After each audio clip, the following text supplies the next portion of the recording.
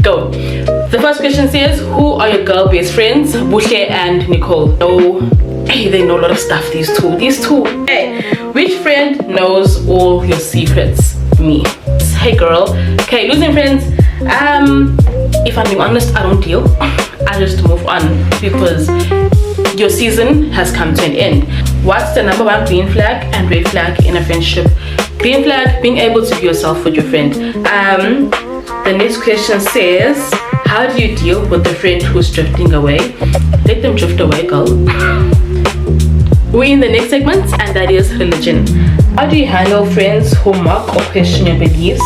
If you're mocking my belief, get out of here. This question says, what was your reaction to your first period? I was in grade 7. I was 12 years old, and there was no reaction, honestly.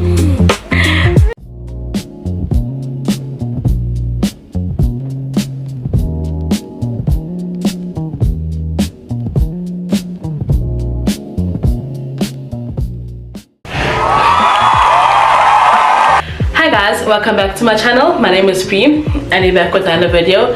Today we're doing something different. We're doing a girl talk. You'll ask questions, I'm here to answer them questions. So there's going to be 3 categories to this video. We have friends, we have love, we have religion, and then there's some questions that are directed to me. So grab your favorite snack, grab a book and a pen, and enjoy. The first question says, who are your girl best friends? Bushle and Nicole. Thank you. They know a lot of stuff, these two. Hey, like if you had to capture one of them, I'm cooked. Personally. Okay, which friend knows all your secrets? Me.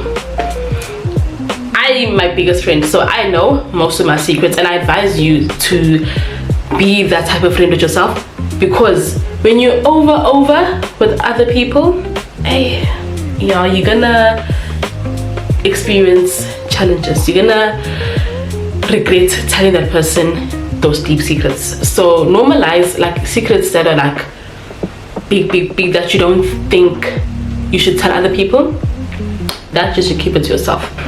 The next question says, hey, how do you deal with losing friends? Hey girl. Okay, losing friends, if I'm being honest, I don't deal. I just move on because your season has come to an end. Some friends were there for that specific time. Like in high school, I had friends, certain friends, and we were together, and yeah, it was nice, it was a vibe. Every day we knew, hooray, that's my girl, and we thought we were gonna be there till the end, but then God was like, no man, this person's here for a season. So I think I had trained myself to understand that certain friendships are not gonna be pursued after high school, because you're gonna go to different parts and all of that day, and then also people have seasons in your life. So I don't think you should hold on to people like that, because you never know when they're gonna slice up. So you need to make sure that you need to make sure that yes, you do build those friendships and you do journey with the people and stuff, but then also bear in mind that when it's time for them to leave, don't hold them back. Let them go so that the other one can come in and do their job. And some of them are here to stay, and some of them are just here for the time being. Grand. The next question says, what's the number one green flag and red flag in a friendship?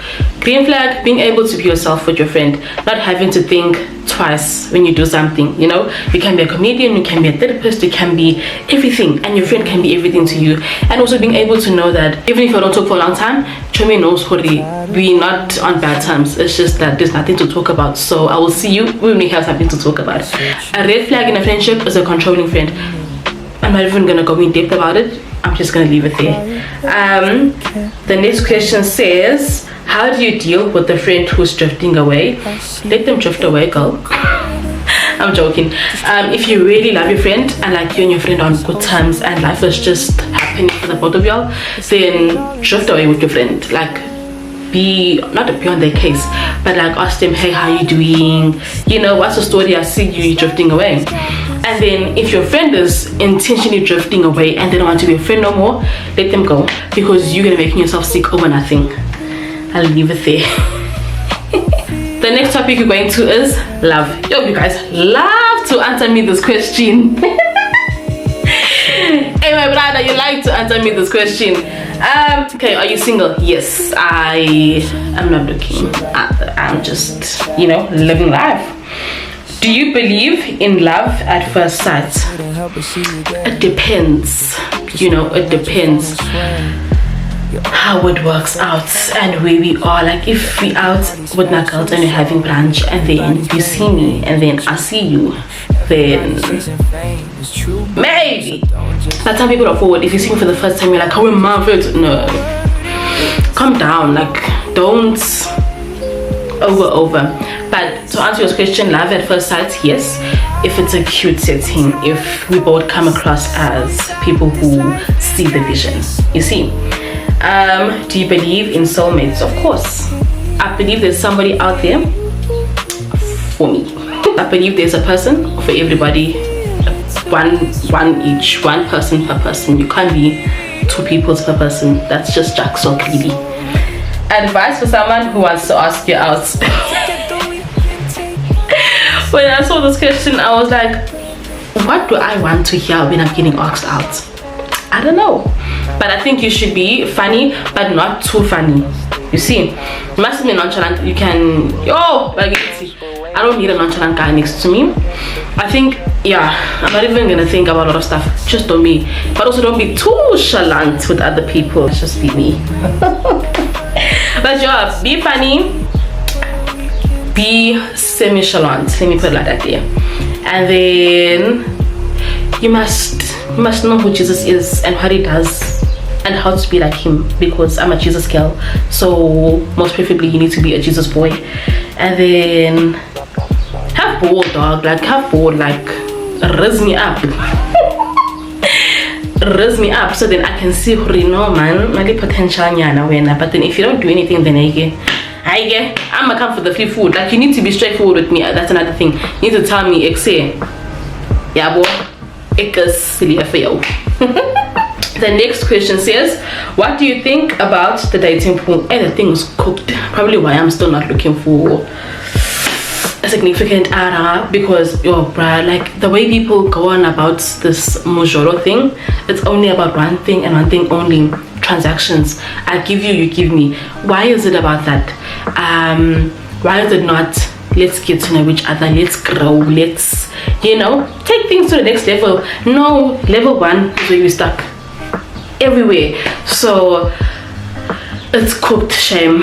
It's gonna take a lot of, I don't know, prayers, I guess, for people to understand what is love and what does it mean when we're dating, etc, etc. So yeah, your crush is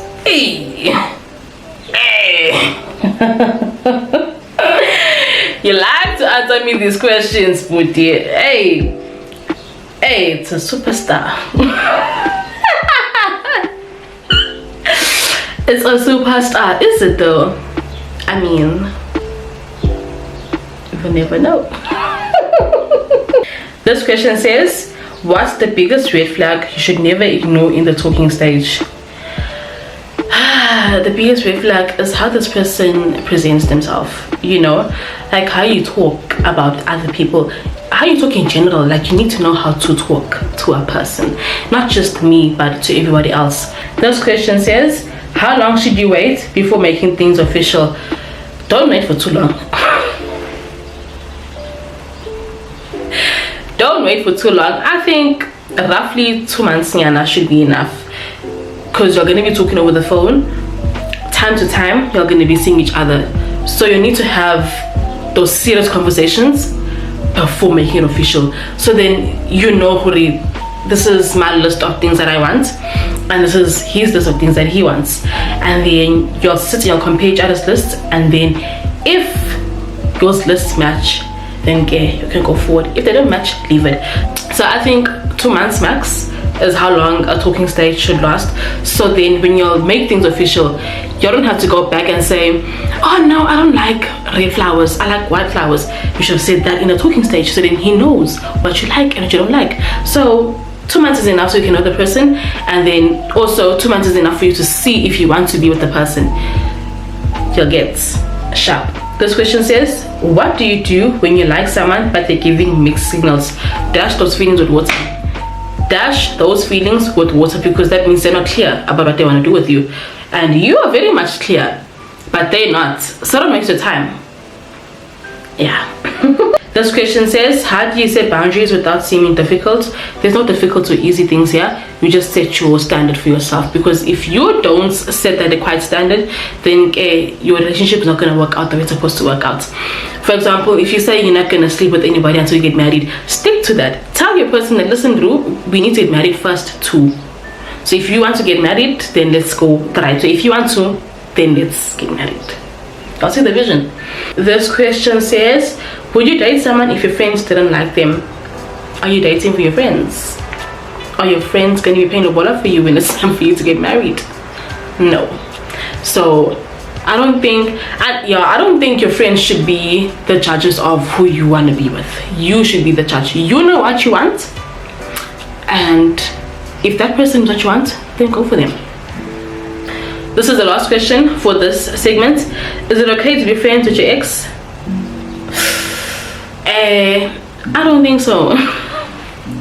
I just don't think so. You are a past for a reason, so stay in the past. Why are you coming in the future with me? Yeah, don't be my friend. Like, I don't think we should be friends. Like, why do you think you should be friends with your ex? Exactly. Also, comment y'all's ideas and your thoughts about everything, because I want to hear them. I want to read them. We're in the next segment, and that is religion. The first question says, what do you do when you feel distant from God? Keep going back to the guy. Pray, read my Bible, listen to worship. You see, worship, well, for me, worship will make me feel like him and I are locked in, like so. How do you handle friends who mock or question your beliefs? If you're mocking my belief, get out of here. Get out of here. Like, you don't see the vision. Is everything okay at home? Like, excuse me? How do you know if you're following God or just following tradition? How do I know that? Let me ask. Okay. So I have time where I sit and I read my Bible and I pray and I go in depth, and I do it sometimes every day and sometimes I skip. So this is where I'm going. When I skip, do I feel the pressure to read? Yes. Do I read? No.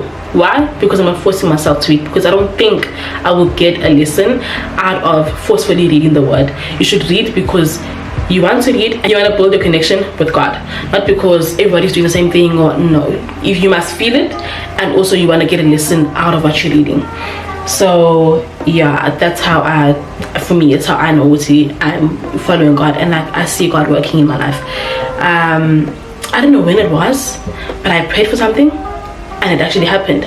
There were some prayers that I prayed a long time ago, and then 2 seconds later you realize that when I prayed for this, it was that year. For example, in 23/24, I had prayed for something for my friend, and I did not realize that until this year. I was like, when we had prayed that year, that prayer was answered in that year, but we were never to clock the fact that, hey man, this is the prayer. This one says, what inspired you to learn about God? I've been a God girlie since birth, I don't know anything else but God. So it's always been church.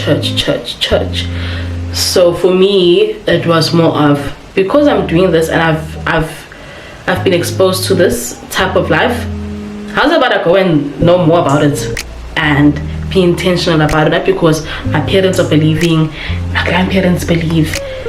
What about me? See, so that's why I wanted to do it.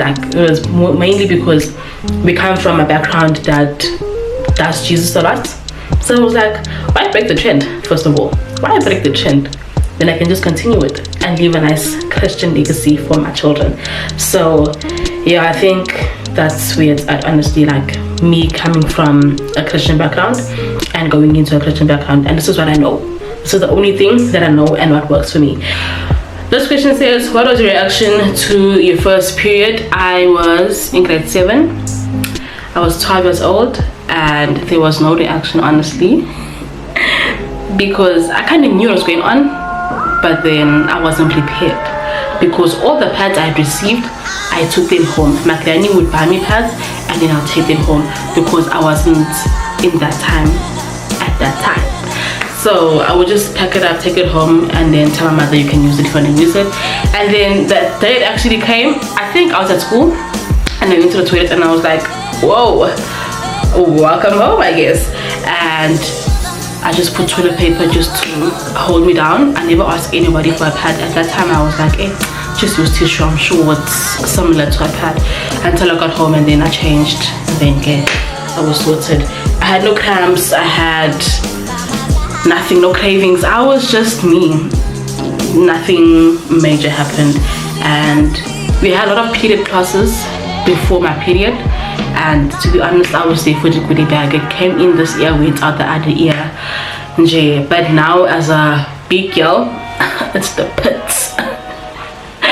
Yo, I love it, but I don't love it. Like, yo, guys, we need to get leave for going on our monthlies, because for that pain, for 1 week, not even 1 week, 3 days, and then the 3 other days is just, you know, bantela for some of us. But yeah, that was how it went. There was nothing special, of course. There was nothing special. And these days people are making it a big thing. Like when you get your first period, they buy you a box with all your stuff, and ooh gosh, drama. It was just, for me, it was just a plain old simple day. We are at the last topic of this video, and it is about me. How old are you? I am 21. What does your morning routine look like? Can I be honest? There's no 7 steps. I just wake up, wash my face, brush my teeth, clean the house, shower. Then for my face, I use Garnier, what you call it, face wash, and then I use Portia M oil. That's all. How do you look after yourself? Bathing every single day. Journaling helps a lot. Reading, so I can improve my vocab, and reading the Bible, because Jesus is the center of it all. What do you miss most about being a little girl? Oh, just being little, Sanalwami. Just being a baby dog. Like, not having to stress about daughter, not having to stress about friends like that, not having to stress about, oh, I have to go out, oh, I have to do this. Just not having to stress, living a stress-free life. Living a stress-free life was what I miss about being a young girl, because right now I am just a girl who has so many stuff to do, but the chankoras dinero dinero,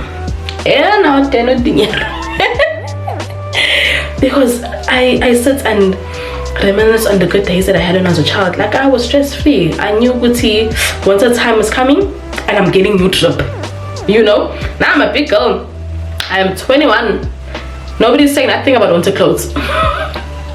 And with nothing, and no one has said nothing about winter clothes for the last 4 years. Imagine. In fact, since grade 10. Yeah, since grade 10, no. Since grade 9. No one has said nothing about winter clothes.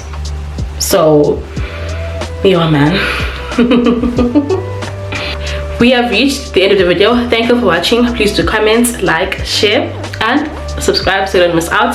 Follow me on all the socials, links are in the description box, and comment this love letter emoji to show that you made it till the end, and also comment your thoughts and ideas to this video.